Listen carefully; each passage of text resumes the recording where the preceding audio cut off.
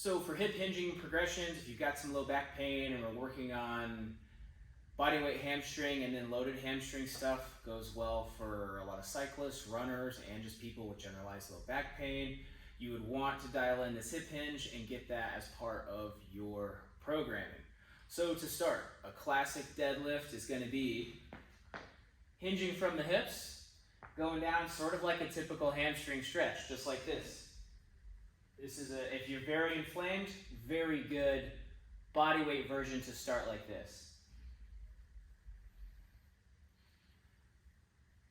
This is a rigid but slightly bent knee, so not locked out, but slight bend.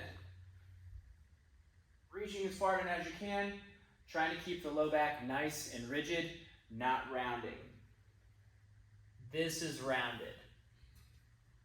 This is straight. So with these style of hip hinges, we want to practice a straight back. So progression from here is hands on the head. That gives you a little more mechanical leverage, so you're loading the hamstrings and the low back more. So this would be the progression with body weight. The next progression with body weight would be single leg versions. So if you could put the foot behind you for a little bit of support, then you'd be doing it single leg. The foot in the back does not have a lot of weight through it. It's providing you another point of contact so your balance is secure, and then you can effectively load the single leg more.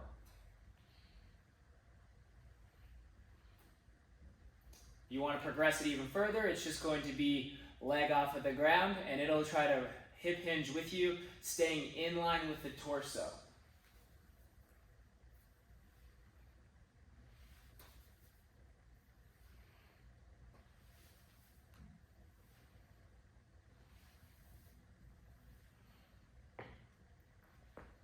Seeing those from the front will be just like this.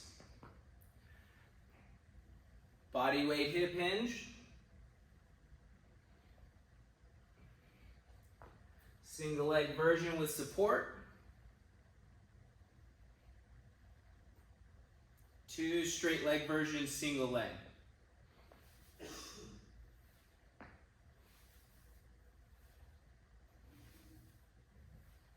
If you want to load those further, we would add a barbell. You can do that like that. Or like this. Back is still staying straight. Now you're loaded and you just want this to stay around the toes or shoelaces of the shoes.